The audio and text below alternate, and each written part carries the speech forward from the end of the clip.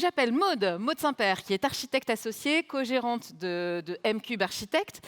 Donc je crois que tu interviens dans le Nord-Ouest, à Paris, Tours, Bretagne, je ne me suis pas trompée. Ouais, sur un petit car, installe-toi, prends le micro, il y a la télécommande. Tu es aussi enseignante à l'ENSA, Paris-la-Villette, et formatrice Propage. Mais incroyable. Padawan, hein. Formatrice Padawan. Donc il y a des Padawans. Voilà, Qui il y est a encore des Padawan dans la Padawans. salle en formatrice Propage? Formatrice ou formateur? Les Padawans? Ouais, les Padawans. Il y en a. Les aguerris sont où? Ah, les Jedi, merci, j'avais pas le vocabulaire. Et tous les formateurs Propage, ils sont où? Levez-vous qu'on vous voit bien. Allez, c'est la gymnastique, hein. Ouais, waouh, super. Bravo. Alors ça fait plaisir, hein. Ça fait plaisir. Donc attention, dis pas de bêtises, t'es pas la seule, hein. Et ouais, j'ai un peu la pression, hein, je vous avoue. En plus, je suis venue vous présenter plutôt des pathologies qu'on a rencontrées sur nos chantiers. Et en conception, donc j'ai trois beaux exemples magnifique. À vous montrer. Allez, je vais prendre la petite zapette. Donc, regarde, tu as un retour écran. Oui, j'ai pas l'habitude. Donc ça, c'est un projet... Retour arrière. Flèche rouge. Pourquoi? Voilà. Donc c'est un projet d'école. Alors à l'agence, on fait beaucoup d'écoles, de RP. Donc ça fait 13 ans qu'on a ouvert. On est issu d'une agence antérieure qui s'appelait Méandre. On s'appelle M-Cube Architecte, ça vient du nom de Méandre. Mon associé est dans la salle, il se cache d'ailleurs. Il ne veut pas vous parler, mais vous le connaissez pour certains, Christian Hackel. Donc voilà, une école livrée en 2022, donc récemment. Il faut vous dire qu'à l'agence, on a à peu près 80% de nos projets qui sont en bois paille aujourd'hui. Donc ce projet, 10 classes élémentaires, restauration, salle plurivalente. Donc c'est un projet à 4 millions d'euros à peu près, restauration plus extension, dans un site patrimonial à Olivet. Donc on a rénové et réisolé le petit pavillon que vous voyez avec du béton de chanvre. Et on a construit l'extension de l'école en bois paille avec quand même un peu de béton aussi, faut le dire. Donc voilà, on a l'habitude quand même aujourd'hui des chantiers paille. On a formé nos équipes. Sur 8, on est 5 formés pro-paille, une 6e bientôt. Les jeunes, ils s'en vont et on les reforme. Donc voilà, on a une activité quand même. On forme nos équipes justement parce qu'ils vont sur les chantiers pour essayer d'identifier les pathologies. Là, sur Olivet, on est en ETICS extérieur, donc c'est d'où le pare-vapeur que vous voyez, qui est un vrai pare-vapeur. Donc on est un peu dans un vaisseau spatial hein, quand on arrive sur le chantier. Et puis on arrive avec notre caméra thermique et on dit là, il va falloir ouvrir la paroi, est-ce qu'on pourrait aller vérifier?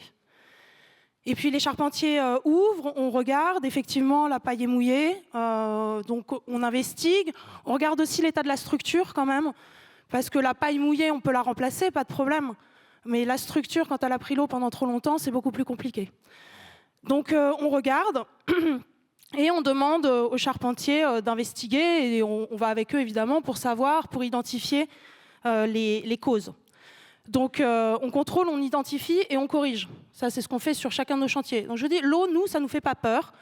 Globalement, avec toutes les meilleures volontés du monde, quand on conçoit très bien et qu'on a des très bonnes entreprises, l'eau, ça s'immisce quand même un peu partout. Voilà. Et le chantier, c'est quand même la période durant laquelle il peut y avoir un peu d'eau, mais si on identifie et qu'on remplace, il n'y a pas de problème. Donc là, on le sait bien, c'est, à votre avis, qu'est-ce que c'est qui a créé le problème sur les murs à ossature bois là? On est en toiture, là. C'est le pare-pluie de la toiture. Ah. Alors, c'est les fameuses zélingues. Est-ce que vous savez tous les zélingues? Alors, je ne vais rien apprendre à tous nos acteurs de la construction bois. Les zélingues, c'est pour, vous savez, transporter les murs quand on vient les positionner. Et là, les zélingues, on avait dit aux charpentiers, c'est mieux de les mettre sur les côtés des murs, mais ils ont été mis au-dessus. Elles ont été mises au-dessus. Et au moment de reboucher, le charpentier qui l'a fait, c'était une très bonne entreprise, c'est un chantier qui s'est très bien passé. Peut-être que c'était pas son matin et que voilà, il a rebouché un peu rapidement tous ces trous et donc ça s'est mis à fuir dans les murs. Donc une fois qu'on avait identifié la cause, on a évidemment sorti la paille des travées, on a évacué la paille, elle est restée un peu trop longtemps sur le chantier. Donc voilà, ce qui peut aussi être un problème. Mais on a évacué la paille des travées. Et on a laissé sécher, et puis on a bouché tous ces trous d'élingue là-haut avec du pare-pluie, et on est venu quelques semaines plus tard, une fois que l'ossature était redescendue en humidité, repositionner la paille et refermer les murs. Tu as pu calculer le surcoût ou le temps perdu justement à régler Ça s'est fait en temps masqué sur le chantier. D'accord. Donc il n'y a pas eu de... globalement, peut-être sur le 3e chantier, on a perdu un peu de temps, mais là, ça s'est fait en temps masqué, il n'y a pas eu de sujet. Et surtout, on avait aussi une maîtrise d'ouvrage super, donc il n'y a pas non plus d'inquiétude particulière de la maîtrise d'ouvrage. Parce qu'on leur a expliqué que c'est des choses qui arrivaient et que finalement, voilà, on savait gérer les problèmes. On avait sur ce chantier-là notre 3e associé, Mathieu Lecadre, qui suivait avec une collaboratrice formée Propaille. Donc les fameux trous d'élingue. Je vous présente une 2e opération. Donc là, c'est directement moi qui l'ai suivi. Un gymnase à Druy. Donc c'est le premier gymnase de la métropole de Tours en paille, la première construction en bottes de paille.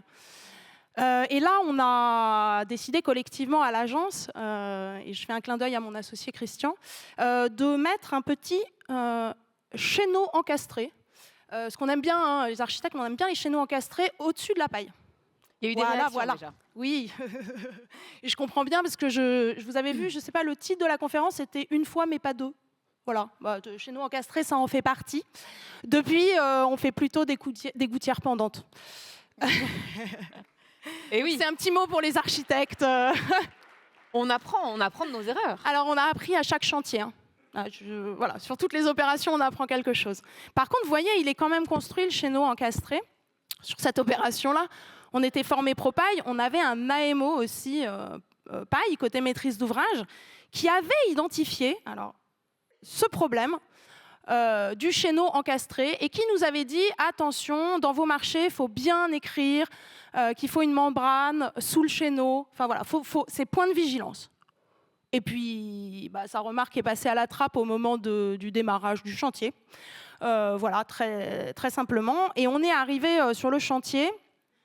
Et voilà ce qui se passait. Alors, je ne sais pas si vous voyez bien. On est en haut du mur qui est rempli de paille, avec une laine de bois rigide qui ferme, qui fait pare-pluie. Et on a notre fameux chéneau encastré. Le bardage viendra de devant. Le couvreur, qui était super aussi, lui, il est arrivé. On lui avait dit qu'il y avait de la paille, mais bon, il a enlevé la protection qu'on avait mis en tête sur les murs. Et puis, il a commencé à poser son chéneau. Bon. Alors, en arrivant, il y a Émeric qui est dans la salle, mais tout de suite, on s'est dit « Ouh là là là là, il ne faut pas faire comme ça ». Il y a une erreur de conception qui se répercute tout de suite là, sur le chantier. Donc, on va essayer de trouver une solution. Donc, on a préconisé de couper la membrane, d'en laisser une partie sous le chéneau et d'en faire déborder l'autre moitié dans le chéneau. La partie de gouttière qui avait été posée, de chéneau qui avait été posée, on l'a laissée en place parce qu'en dessous, il n'y avait pas trop de risque, c'était un haut vent. Donc il passait quand même, mais bon, voilà, il n'y avait pas trop de risque, on n'était pas en intérieur, il n'y avait pas de paille surtout. On avait remplacé par de la laine de bois, qu'il faut aussi remplacer, hein, évidemment, quand elle est mouillée. Donc, on a préconisé ça, et puis on arrive la semaine d'après, ou 15 jours plus tard, Émeric scanne à la caméra thermique, dit « Oh, c'est plutôt bien ».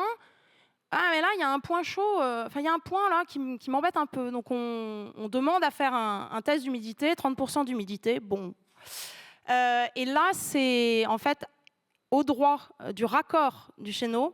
Les couvreurs, eux, ils avaient bien fait ce qu'on leur avait demandé. Ils avaient laissé la membrane sous le chéneau, voilà. Ils étaient très fiers. Mais ouais, mais ils n'avaient pas mis les pièces de raccord. Et là, il a plu. Et donc, l'eau s'est infiltrée dans la paille en dessous. Donc, pareil, hein, problème identifié.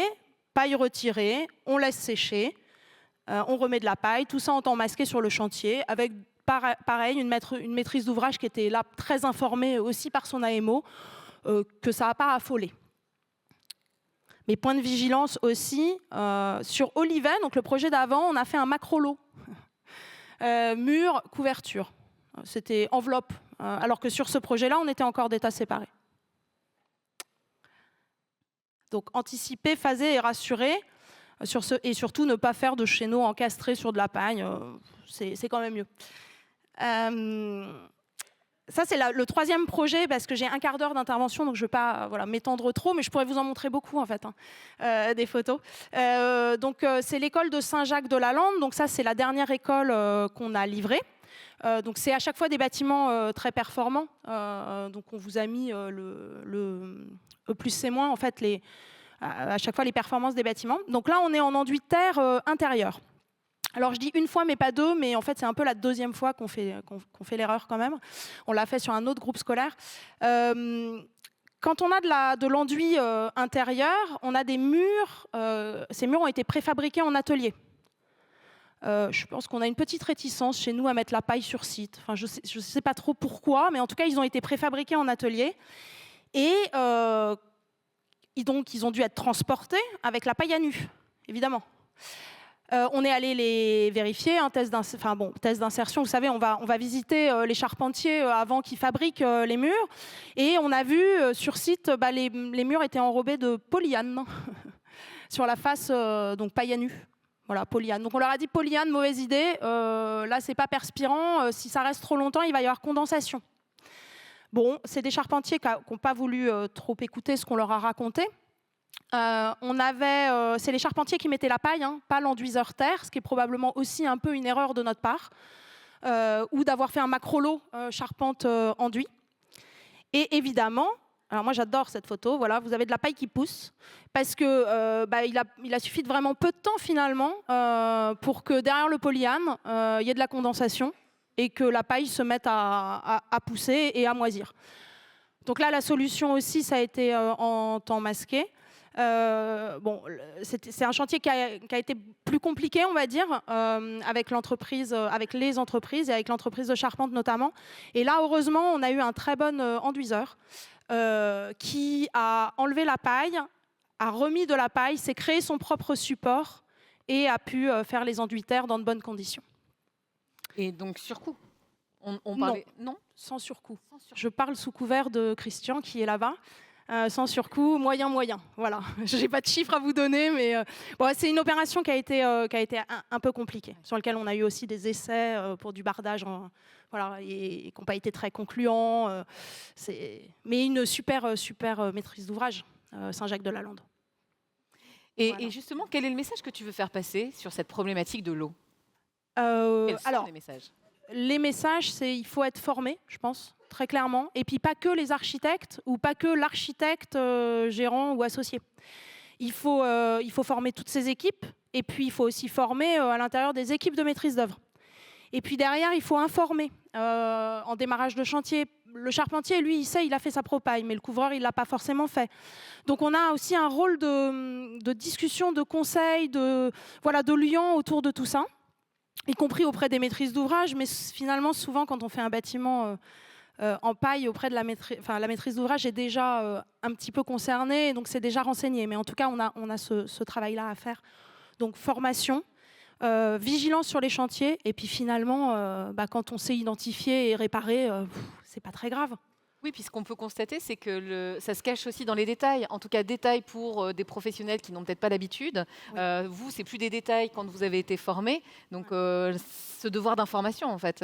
Oui, il y a devoir d'information. Et puis pitié, les architectes, je sais qu'il y en a dans la salle, il faut arrêter d'abandonner le chantier, quoi. Il faut faire de l'exé, il faut s'investir, il faut discuter avec nos entreprises. Malheureusement, les marchés publics ne nous donnent pas cette opportunité-là. On est très scindés. Mais si on pouvait avoir des discussions tout de suite avec des entreprises dont c'est le métier, mais on gagnerait du temps et on monterait tous en compétences.